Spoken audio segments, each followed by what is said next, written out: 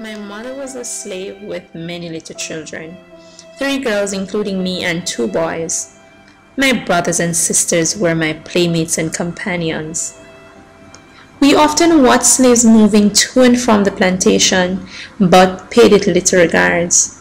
Soon it was my time to be rotated, as my master became too old and poor to keep so many of us at home. I was barely 12 years old when I was sold to a plantation far in the east. I wept bitterly at the parting with my dear family.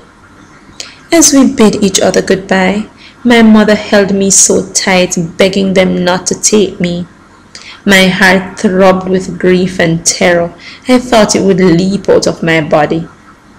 But there was no help. I was forced to go. After many hours, I was taken to a strange house and found myself among strange people. I could not withhold the pain I felt, as my heart was quite broken with grief, and my thoughts went back to those who I have left at home. Oh, my mother, I kept saying to myself, my sisters and brothers, when will I ever see you again? I went in the house and stood up in the corner crying. My master came and shrugged me on the shoulder, saying in a rough voice, "You don't come here to stand up in corners and cry. You come here to work." He then pushed me with a heavy force. I fell to the ground. He then stepped over me.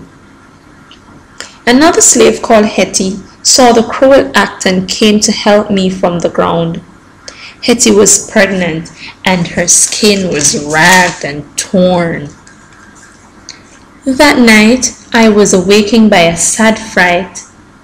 My master called out to inquire if some work he ordered Hetty to do was finished. She replied, "No, sir. It became too dark outside, but I will complete it first thing in the morning." On hearing this, my master called Hetty from her bed and used a long cow skin to beat her severely. The house rang to the shrieks of poor Hetty, who kept crying out, oh massa, me dead, murder, murder."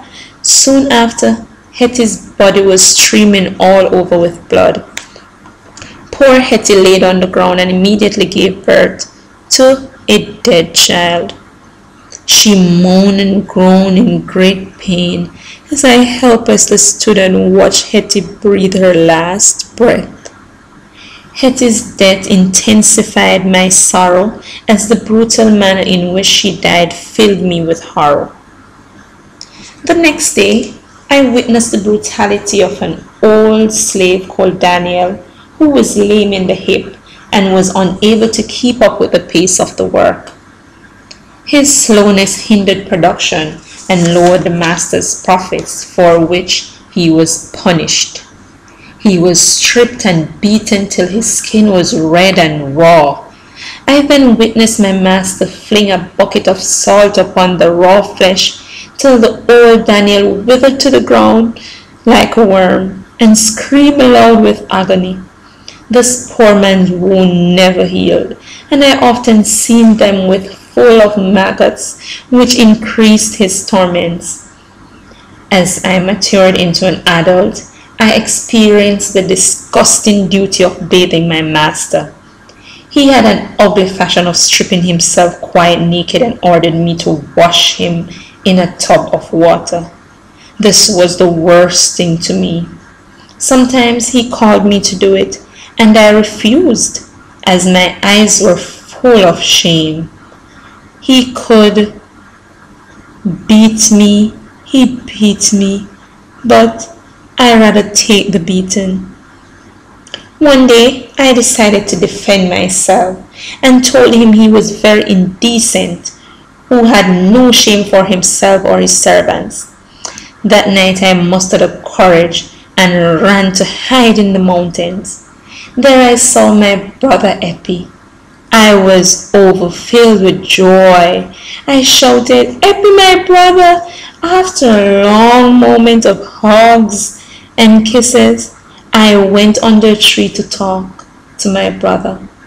We shared our sad experiences with each other, but through this bittersweet moment, we consoled each other.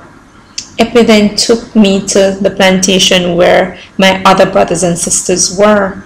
We helped them to run away to the mountains where we reunited as one. Sadly, though, I was told about the death of my dear mother, which saddened my heart. We hugged each other and cried, but happily supported each other. There we lived happily in the Maroon village until slavery was abolished. Oh, the horrors of slavery! The thought of it pains my heart, but the truth must be told for all to know about the cruelty of slavery.